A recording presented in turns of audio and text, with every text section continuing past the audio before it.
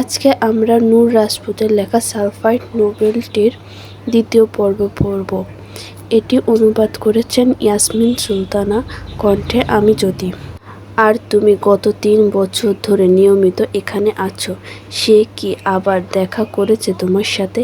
এলা মাহির হাত ধরে এবার রীতিমতন হাঁটা শুরু করে দিয়েছে এবং এই সঙ্গে তার বিরক্তি ও হতাশা প্রকাশ করে যাচ্ছে। দাঁড়াও এলা, এখন তো সবে বিকাল 4টা বাজে।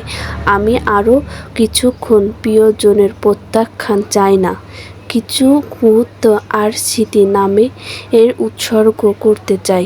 সে তো বলেছিল সে আমার সাথে এই জায়গায় আবার দেখা করবে। পাগলের মতন কথা বলো না মাহি।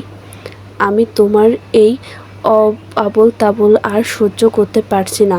এলা প্রচণ্ড রেগে ধমকে উঠল। শীতে বৃষ্টিতে ভেজা কারণে মাহির সুন্দর গোলাপি ঠোঁটগুলো এখন নীলচে হতে শুরু করেছে। এলা তার কাঁপন স্পর্শ ও অনুভব করতে পারছিল, যা ঠান্ডার কারণে হচ্ছিল।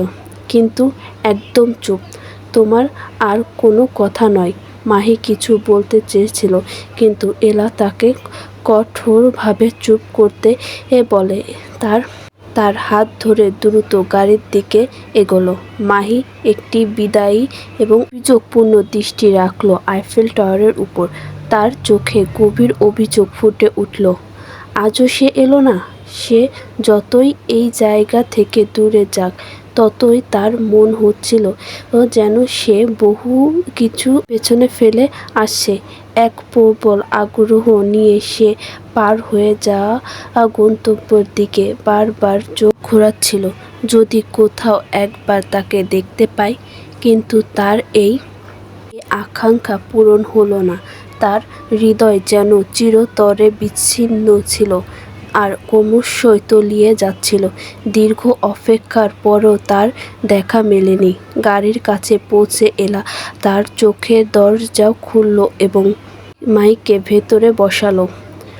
তাতেই একটা নিশ্চিত মাহি যেন নিজের মনেই বলল, আমাকে তার জন্য অনেক অনেক দীর্ঘ প্রতীক্ষা করতে হবে।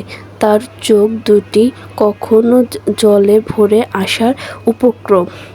এখন না পারবো তাকে দেখতে, না পারবো তার কাছে থাকা সুখ। কেবল এই বিচ্ছিন্নটুকুই আমার ভাগ্যে লেখা রইল। মাহি আরও একবার পর্যন্ত করে বৃষ্টি ভেজা আইফেল টাওয়ারটির দিকে হৃদয়ের গভীর থেকে ভাবালো। বেশি কিছু ভাবার আগেই এলা দ্রুত গাড়ি নিয়ে সামনে এগিয়ে চলল। কয়টা বাজে কে জানে। বাতাসের স্যাঁতস্যাঁতে ভাব অনেক বেড়ে গিয়েছিল। আরামদায়ক বিছানায় শান্তির ঘুমে মগ্ন সেই লোকটি এক ঝটকায় উঠে বসল। জীবনের এমন কিছু নির্ধারিত মুহূর্ত আসে যখন মানুষ বন্দী হয়ে যায়, কিন্তু বেঁচে থাকার ইচ্ছা থাকে না।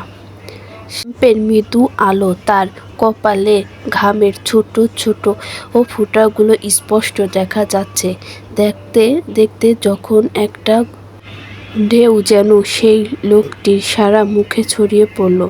জ্ঞান ফিরতেই সে রাগে হাত বাড়িয়ে সাইড টেবিলে রাখা ল্যাম্পটি নিচে ছুঁড়ে ফেলে দিল।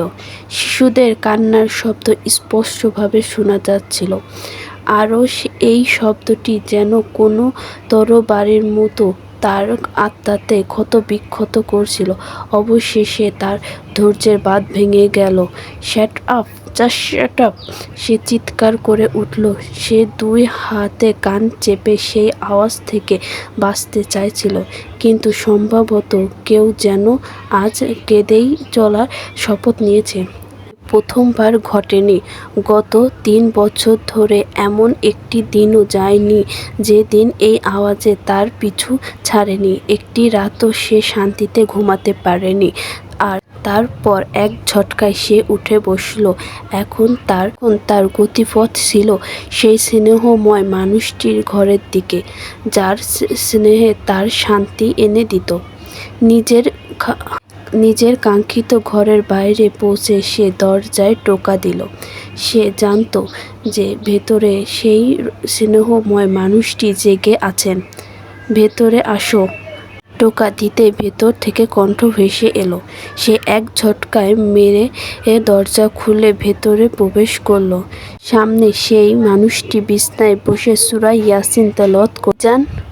সে ছটফট করে তার দিকে এগিয়ে গেল।